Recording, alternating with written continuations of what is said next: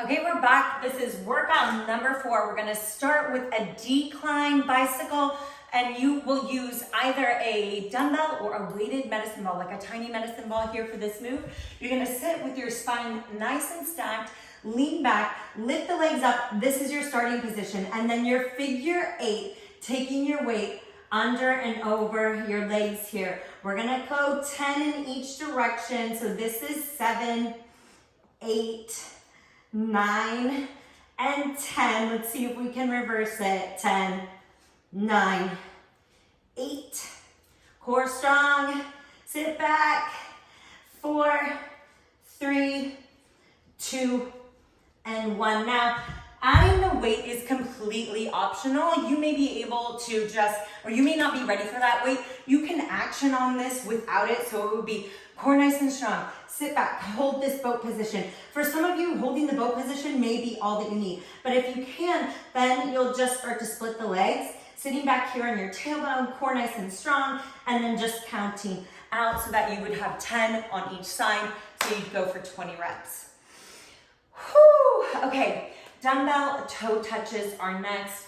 Nice and easy breezy here. Again, dumbbells actually optional. So I'm giving us some options here based on our, just on our level. So coming back, I'm gonna use just my 4-pound dumbbells. Legs are straight in the air. So the first level here is just doing these toe touches. So I'm just reaching for my laces, only an upper body move here. So I'm just lifting my shoulder blades off the ground, crunching in that top part of your spine, and just touching those shoelaces. Now, if you can, add a little weight to that. We're gonna just add a little bit of extra intensity. We're going for 12 reps. So touching the laces with those dumbbells in your hand, just adding a little more resistance. So this is 5, 6, we're going for 12, 7, 8,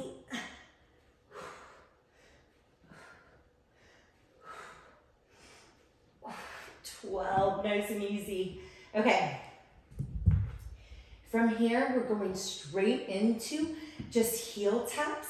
So this is just a little rotational exercise. I'm gonna come up into a little crunch, get my shoulder blades off the ground, and then I'm just reaching side to side, trying to get to my heels. Now, for this move, because your head isn't supported, you may feel some tension on the neck. I want you to try your best to reset that if you start to feel the tension, but really activate here to lift with the shoulder blades. Let the head sort of be heavy.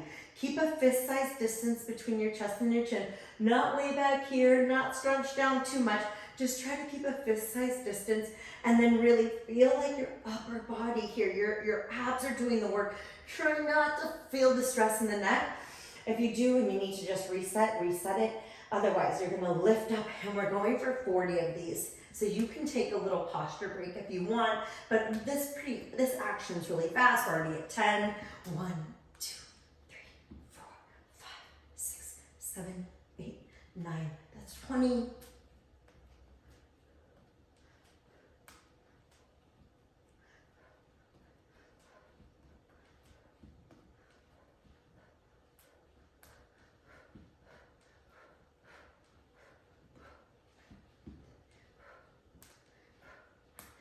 That's 40. I don't remember if I said 20 or 40, but we did 40.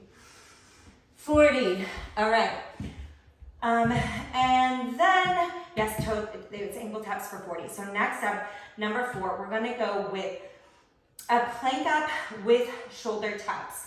So this plank up transition with shoulder taps, just a 3-part plank. Okay, so we are gonna start with a forearm plank, lowering down to, forearm to straight arm. Once you're in your straight arm, you go tap, tap onto the shoulders, and then you bring it all back down so you reverse out of it. So you start with that elbow lined up right underneath your shoulders, step into your plank, push up. Once you're up, you go tap, tap. Notice my hips. Stay nice and still here. We're going for 10. This is 2. Try to alternate your sides so you're not always pushing up on the same side first. That's 3, 4, lower, lower, up, up, 5, 6,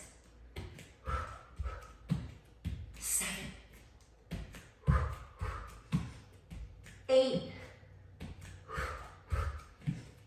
9. That's 10. Okay, so for those of you who need another level, I hear you. So we can do this. You can just start with holding a forearm plank, and you'll just hold it. Hold it for a count of 30 seconds, or hold a straight arm plank and hold that for a count of 30 seconds. You can take out the lifting and lowering, come into a straight arm plank, and then just action into shoulder taps. You can also do that move from tabletop. So depending on how strong your upper body and your core is, this move alone, just coming here into alternating taps from tabletop, can create a strong instability in your core, meaning we are working stability in your core, so you can be right here. Level 2 may be that you come to a straight arm and you just action on the taps. You can also then choose to just hold a forearm or hold a straight arm plank, whichever level you need to choose. But instead of just saying that that exercise is not for me, know that we always have different options. Those are the 4 exercises. For this one, I have a bonus exercise. Now this is really gonna work our glutes, but our glutes are part of stabilizing our core. So for this one glute move, we need a band. So choose a heavier resistance band. I'm gonna even dig into my bag, pull out the blue band. So this is my Big Daddy resistance. I think there's one more level up from here for me in my bag. But what I'm gonna do is pull it up around my knees. So this is an elevated hip bridge with abduction. So abduction is out, so working the outward movement. So I'm gonna start with my heels on top of the bench, lowering myself down, pressing down into the bench to elevate my hips off the ground. So this is already activating my glutes here. Now from here, I'm gonna step just a little bit wider, and I'm going to action out. Core nice and strong. I'm gonna action out for 10. That's already 5, 4, 3, 2, and 1. Now, I'm gonna switch to my tippy toes. So same, I'm gonna press down to lift up, a little bit higher, core nice and strong and engaged, and then the same action here, staying lifted, already engaged, I can feel the engagement, and now I'm gonna action out for 10. After my cramp goes away. 10, 9, 8, 7, 6, 5, 4, 3, 2, and 1. Excellent.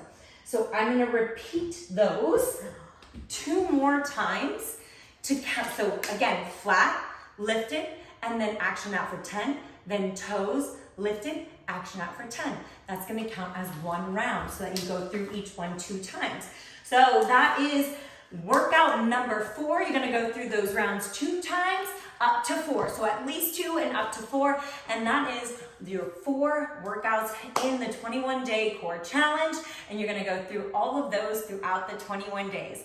Looking forward to seeing you tomorrow.